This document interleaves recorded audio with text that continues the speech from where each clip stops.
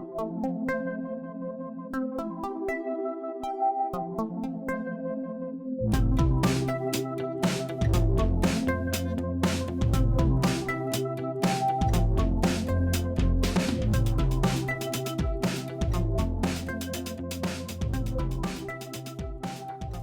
afternoon and welcome. My name is Deb Cunningham and I'm the Director of Strategic Partnerships for the Aspen Ideas Health Program here at the Aspen Institute. On behalf of all my colleagues, thank you for joining us.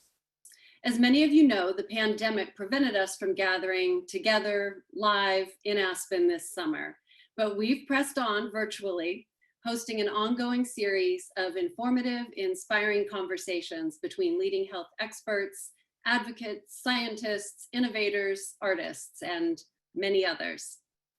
Today, we're thrilled to host Dr. James Hamblin, author of the new book, Clean, The New Science of Skin, and Dr. Shruti Naik, skin biologist, immunologist, and assistant professor at NYU School of Medicine.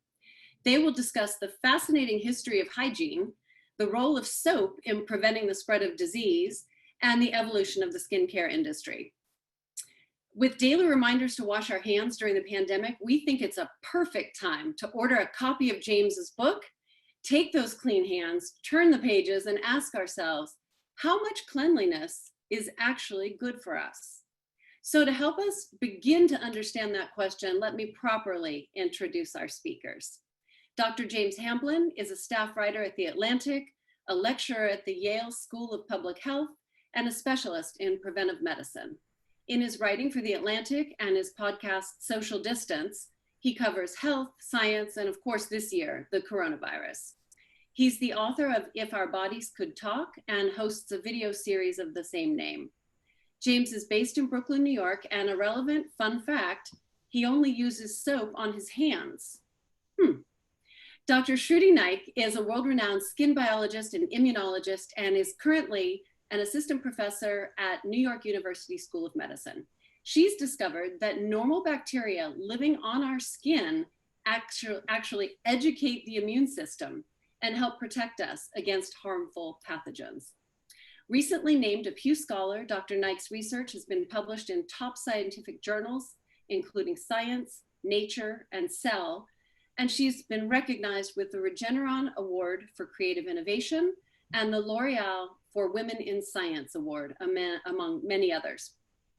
James and Shruti and all of our Zoomers, one last thank you for being with us today. And with that, over to you, Shruti.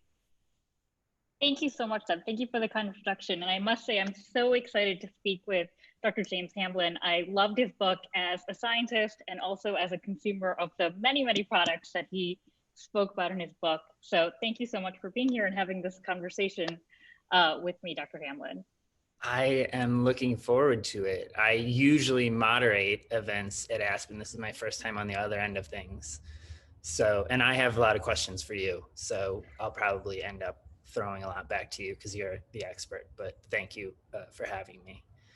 Well, I'm in the opposite position because I'm usually answering questions. So we get to play a little role reversal. Yeah. And maybe we can start by discussing this idea of hygiene. Deb touched upon it, especially now in sort of this unusual pandemic moment where we're talking about hand washing and cleanliness. Maybe you could talk about the history of hygiene and sort of how it's evolved and what are the maybe intended and unintended consequences of this word hygiene. Yeah,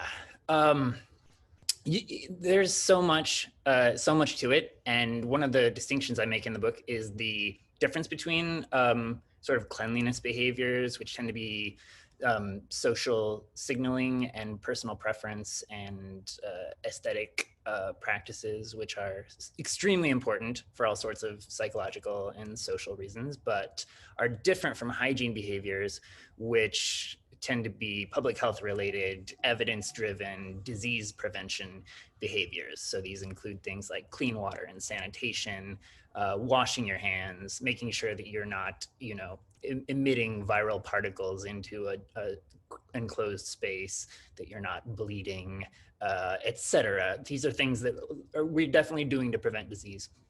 those are actually pretty straightforward. And when it comes to, our daily rituals, it's kind of, you brush your teeth and that will help you prevent you from getting infections in your oral cavity, and you wash your hands and that will prevent you from seeding an infection into your own respiratory tract. And outside of that, most of the cleanliness behaviors are kind of, they go along together. They might signal, that if you've combed your hair and you smell nice, that you probably aren't carrying germs on your hands. That's the history of how they became conflated, but they actually don't have anything to do with health. We see products in pharmacies, and so we think they have this sort of health halo, but they're really preferences, and preferences that are very new to the human species. It's a long history. I don't think you want me to do all of it, but it's really just in the last 100 years that we've thought at all about, having the sort of access to running water and ability to mass produce and afford soap such that it could be a daily use product on our entire body. And it really quickly came from being like, maybe we should do that, to you are gross and disgusting if you don't do that every single day. Yeah. So I get the sense that we're conflating disease avoidance with quote unquote health. And so maybe you could talk a little about what is health and what is skin health, because, even as a skin biologist, it's unclear to me what we call a healthy state. So what is sort of the idea behind that word? Yeah, right. And a lot of what it's difficult, we say skin conditions, skin disorders, but there's things like acne and eczema that are so common, it's hard to consider it, a disease. Maybe there's a disordering to the processes behind these, the flares that we get, and they cause mostly psychological distress, but they're not shortening lifespans. So it's difficult to say. Skin, we tend to put really extraordinary amounts of value on the appearance of it, and not so much on its actual functionality or long-term use. We want it to not, we want to take care of it, and we want it to be maintained kind of from the inside out, whereas we live in a culture that is used to treating it from the outside with topical maintenance and quick fixes when we do see a particular issue. But health is kind of what you define it. If you really want to take elaborate care of your skin, and you really want to do, invest a lot of time and money in these rituals that we do, I think that can be great. It can be a really empowering, positive part of a person's life where they really feel better and look better and socialize and meet people over those their shared practices. But if you can be perfectly healthy in a medical way, and that you're not contagious, you're not putting yourself at risk of any disease, and also do radically less, which is kind of where I fall. And I don't mean to say that one way is better or worse.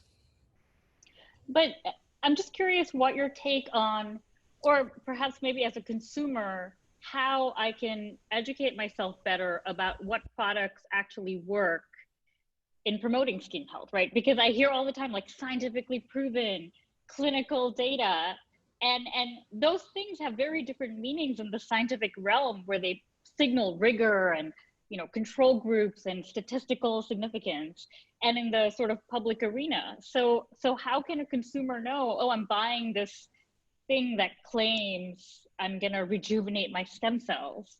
Right. Yeah, which you study stem cells in the skin. Yes. Are any of these products actually able to rejuvenate? Don't stem cells rejuvenate by definition? That's what they are? Yes, that is the definition of stem cells. And to date, I have yet to see a product that rejuvenates stem cells. Yeah. It's like heating the sun. Yeah, like scientifically proven by sort of peer review standards, right? Yeah. Medical standards.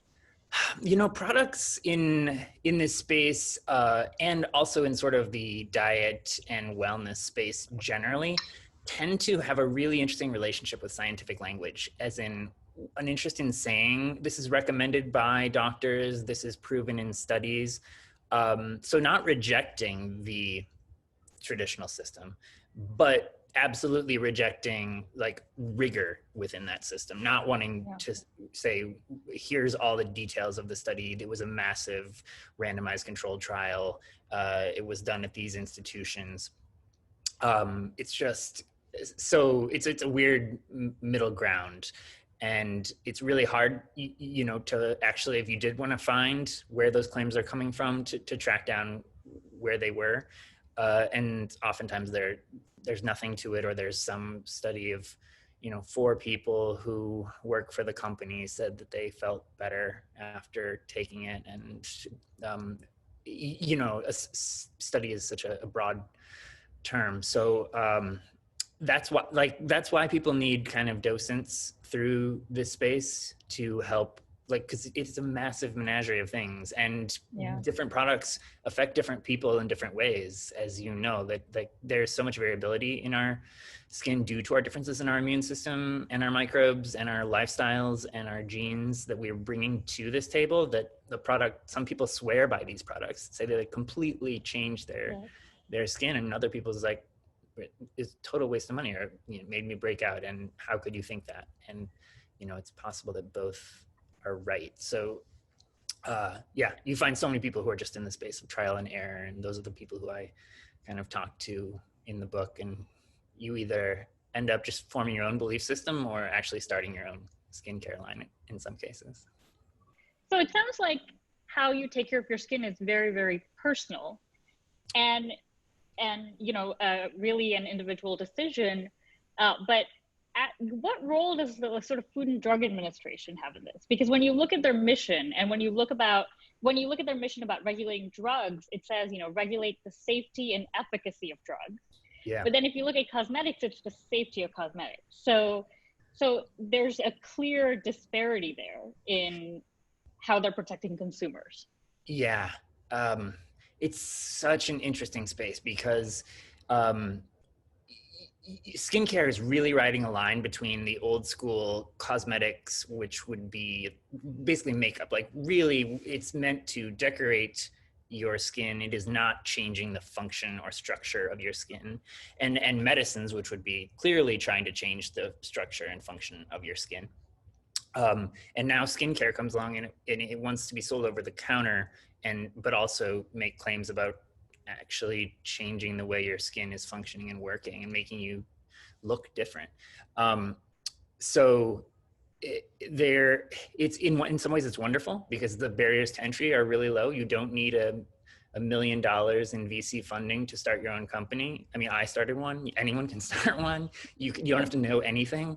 You can make stuff, and if it works for you, some simple product that has worked, you make it in your kitchen. You decide you just want to throw it online and sell it on Etsy or Amazon, and advertise on Instagram. You know, you can do it, and people have, and I spoke to people who have, and now do that as a living. And it's usually pretty safe, but it does make it hard that consumers don't know, you know, when a product says it has vitamin C in it, how much does it have? Does it have a meaningful amount? Does it have it in a form that's getting into your skin? And there's not regulation on, you know, whether your product actually contains what it says it does, and whether the claims you're making are, you know, justified. So there's a lot of good and bad to it. And thinking about, you know, how do you really arm yourself with the right information about what is working versus sort of rituals as human beings, and you know, rituals that we like to partake in because they feel nice, they spark joy. Exactly. It's really easy to become super mechanistic about it and reductive, and but I think about it, it's almost like religion or like food, where people have beliefs and people put value on things that cannot be reduced to their elemental parts. And if someone loves eating McDonald's cheeseburgers, and you come in there, no amount of facts about heart disease or diabetes or whatever is going to change their mind unless they kind of want to engage on it. And it kind of, you know, it's kind of the same thing with skincare approaches. But I mean, I'm curious, you as an expert, what do you look for when you're choosing, you know, as it's so hard for non-experts even to navigate this space? You know, I'm a little embarrassed to say I kind of compartmentalize my scientific world with my personal care rituals. And so I realize that most skincare, even though it says clinically proven, is the standards of rigor and experimentation and empirical evidence are sort of not the same in those two worlds. And so I kind of agree with what you just said, which is a lot of it is very personal and about satisfaction and joy and ritual and your quality of life that you attribute with these sort of rituals. So okay, yeah, I didn't mean to put you on the spot. I'm just always, that was my thing throughout the book. Every expert, I was like, no, what do you do? How do you make up your mind? Because everyone, it's so personal to everyone. And it's so common that people know, you know, they know the science and they know that something may not actually be supported by evidence or whatever, but do it. Yeah, totally. Anyway, there's all these other reasons that we love these things. So I almost wish that they were not marketed on the backs of studies, that they would just get rid of like these claims about being clinically proven, just the same as a gourmet meal does not try to say we are scientifically better than the McDonald's hamburger. And it's like, just the people who want to spend their money on that and really enjoy it 100 times more and are able to pay that, you know, do it, but don't try to tell me that it's objectively better or worse. I'm getting on my exactly. Here.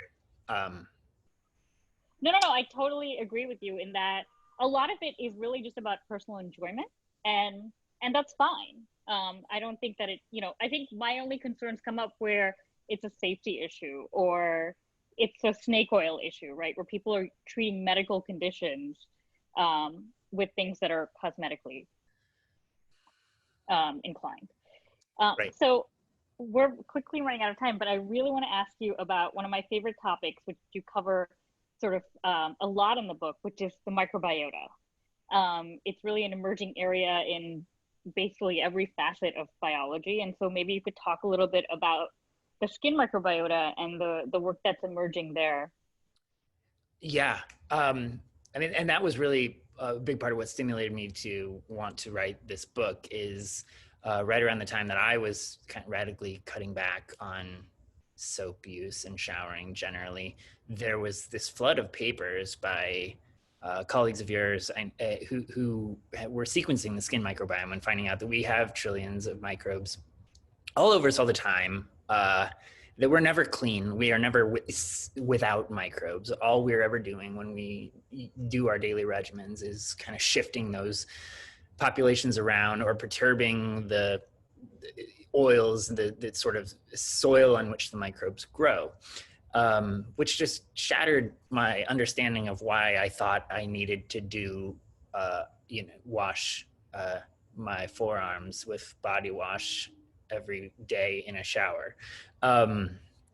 So that is kind of what led me on this journey. And it turns out the science is still very early on, and exciting things are happening in labs like yours, finding out how these microbes that are all over us are interacting with the immune system and the stem cells that are in our skin and shaping the appearance of our skin, the functioning of our skin, and the immune system generally throughout the body, our immune responses to things like foods and to airborne particles, that it's all just one big thing. And there's this essentially a layer of skin that I was not taught about in medical school and it is kind of like dermis, epidermis, skin biome. And it's this lovely interface to the outside world that's not quite us and not quite them. And it totally changed my kind of conception of myself and why I was doing the things I was doing. And it's a really exciting space for future science and products that will help us to better understand it and know exactly what to do about it. Awesome. So I think we're going to open it up to audience questions. And folks, please feel free to type your questions in the chat. And we have a few questions already. So hand sanitizers are being used in abundance to prevent the spread of coronavirus. What impact do they have on our skin's microbiome? And I love this example because if you suggest to someone, you know, people know hand sanitizers are good. They're effective. They'll kind of disintegrate the viral particles and whatever other microbes are on your hands. It's a clear cut the forest approach. Maybe it's not the ideal, but it's definitely better than not using it. And yet when you suggest like, hey, why don't you put hand sanitizer on your hair or on your whole body? You know, why don't you shower under a hand sanitizer bath every day? People find that ridiculous because you think, well, why would I want to do that, or why would I need to? What would that be accomplishing? Because it hasn't been marketed to us that way. Whereas shampoos and body washes and soap generally has been, and it's kind of this concerted effort to say, you know, people are using some soap. How do we get them to use more? How do we get them to put it all over their bodies every day? And it's just, I think we have a really healthy relationship with hand sanitizer where we're like, it has this distinct purpose. We use it in these situations. We use normal amounts where it's appropriate, and we don't think more is better. And we could stand to think about soap more like that as well. So in relation to the skin microbiome, another question is about how sunscreen, which is summer, which impacts the skin microbiome. Are there long-term effects, short-term effects? Do we know? No, this is not the sort of thing. I think when there's a small group of people who are studying the skin biome, and they're mostly focused on, you know, serious diseases, skin cancers, I mean, acne, eczema, psoriasis, things that maybe people don't consider serious who have mild cases, but are very serious to many people, or just have long-term psychological impact, even in mild cases. So that's what's being studied right now. Things like where we get into what cosmetic products are doing to the biome, I would love to see them be studied, because you're gonna see this huge flood of like probiotic sunscreens, probiotic moisturizer, probiotic wrinkle cream. And you already sort of are. I kind of ventured into that world a little bit in the book, but it's going to be really confusing, because if you already don't know what sunscreen is doing right now to the biome, imagine how much harder it's going to be when you have one that has some bacterial lysates in it, or some, you know, parts of a dead bacteria in it, and you're not sure if this is better than another sunscreen or worse. And we're not sure what those bacterial particles are going to do to the immune system of the skin. I mean, very probably nothing. Probably they're just going to kind of not stick around. But it would be much better if that whole process was approached more scientifically and medically, I think. And that's where you get into the need for like really systemic reform to accommodate these products before they hit us. So sort of in relation to the probiotics and the prebiotics that you're talking about, we often use the words organic, natural, clean skincare. Are these products better? Do they sort of indicate that this is a safer product or more effective than sort of traditional cosmetics? No. I mean, the history of the word clean is extremely fraught, and it is loaded with just like fetishizing purity and racism and xenophobia and all kinds of ideas that we hopefully are moving beyond. Now, when it's used in the skincare space, it's sort of this meta thing of we want not just ourselves to be clean, whatever you mean by that, but the product itself is supposed to be clean.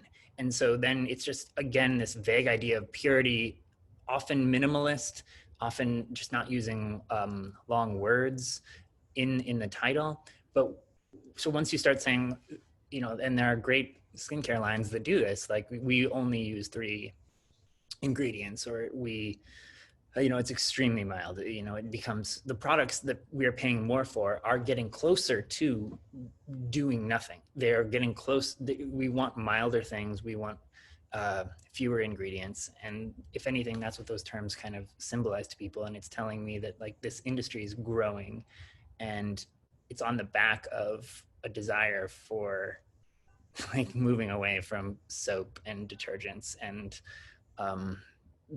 moving toward products that just sort of maybe have a mild effect and smell nice and have nice packaging, and the experience of using them is nice. But that would have been foreign to, you know, a generation ago. That was a whole, we are in new territory in terms of what it's actually doing to our skin and our biome. Yeah. So speaking of things that are good for your skin and your biome, are there ways of sort of improving or feeding your microbiota? Are there probiotics that would be recommended to inoculate your skin with? Or there was a question about adding oil to help your microbiota grow, because sebum, as we know, has served as food for your microbiota. So are there any of those treatment regimens or cosmetic regimens that are out there that could be used? So what's being studied in terms of the biome is trying to, you know, when people have flares of eczema, trying to, specifically in that scenario, try to repopulate or shift the biome toward or away from whatever proportion was causing that flare, that immune response, and to help quell the immune response. In terms of preventive, you know, optimizing of the biome, I think it's going to be very similar to what you see with the gut microbiome, which is that everyone wants to know how to do it, and a lot of products are going to promise it, but we don't know exactly. We know diversity is good. We know to the point about oils, yeah, that's like the soil for this microbial garden, this ecosystem that you have. To my mind, until we know more, and I don't want to apply bacteria to myself, I don't want to add oils to my skin, but it did seem very reasonable to cut back on aggressively trying to remove the oils from my own skin every day, and just, you know, cutting back on that. It's worked for me. And once I started sharing my story, it turns out a lot of people have pretty super minimalist approaches, have done away with shampoos or deodorants, and maybe they don't talk about it a lot, but you probably know someone who has done the same, and it's very possible for people who are interested in trying it out. Does that all sound right? You're the expert. You know, you keep saying you're the expert. We're here to talk about your book. And, you know, I think you do a really great job of incorporating all of this scientific information and presenting it in such an accessible way. Thank you. It was a lot to learn. There's a tremendous history in the marketing and the culture and the religious aspects of our ideas of cleanliness and why our beliefs today are what they are. And that's, you know, I'm an expert in none of those areas, but I tried to put it all together. I mean, I think you did it really beautifully. So maybe I could end with the last question from somebody who suffers from eczema, because you sort of we've talked about the cosmetic aspects of skin. And here's someone who is experiencing this sort of terrible disease, the skin condition. The person wants to know, is it possible to treat our skin from the inside? And how does the skin maybe manifest or represent what's going on in your body? Yeah, that's kind of a central theme in the book. It's not always going to be, but very often, you know, when you're able to de-stress, to sleep, to eat well, to exercise, all the things that we kind of know we're supposed to be doing all the time or that are good for health, people see improvements in their skin. And it's not to say that these things don't exist outside of that, but we have a system that is generally teaches us, oh, something, you have a blemish, you have a flare of something, the impulse is to go apply a product, go buy something immediately, get a prescription, do something. And I think once you get into this minimalist mode that I'm in and that a lot of people are in, you become more attuned to how when you have a sleepless night or you're really stressed out, your skin works differently. It looks differently. You smell different. We didn't even talk about smell, but and I think those are useful indicators to, like, ideally, if you have the ability to say, like, I need to, like, take care of myself a little better, and slow down a little bit.